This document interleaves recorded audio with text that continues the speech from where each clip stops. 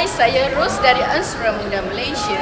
Sekarang ni dekat tangan saya ialah Samsung Galaxy Fold. Kalau anda lihat handphone ini, dia boleh buka. Nampak tak? Dia boleh jadikan tab, dia boleh jadikan handphone. Kalau katalah anda nak call, anda kena tutup lah. Kalau anda buka memang tak boleh sebab voice dia dekat depan. So, kalau anda nak tengok, anda boleh buka. Boleh lihat lah. Besar. Dan dia boleh flip. Tengok Kalau anda nak lihat function handphone ni, depan anda boleh guna untuk call, untuk lihat pun boleh. Tapi kecil lah gambaran dia. Kalau anda buka, dia besar macam tab tau anda tengok.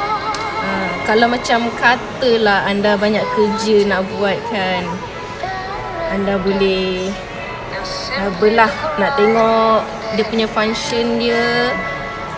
Boleh split screen view. Nampak tak?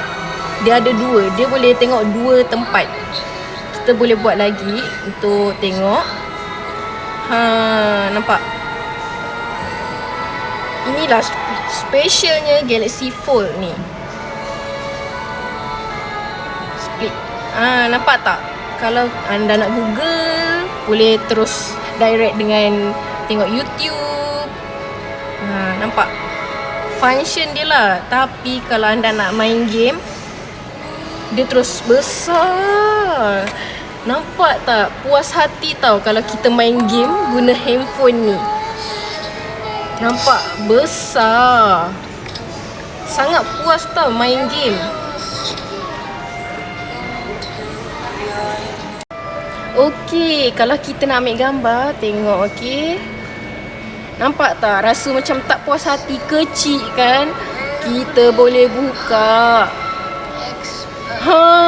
Puasnya hati. Tengok, besar tau dia punya. Kalau kata anda nak tengok video YouTube lah katakan kita boleh tengok YouTube. Nampak? Kita boleh tengok buka. Bila kita tutup,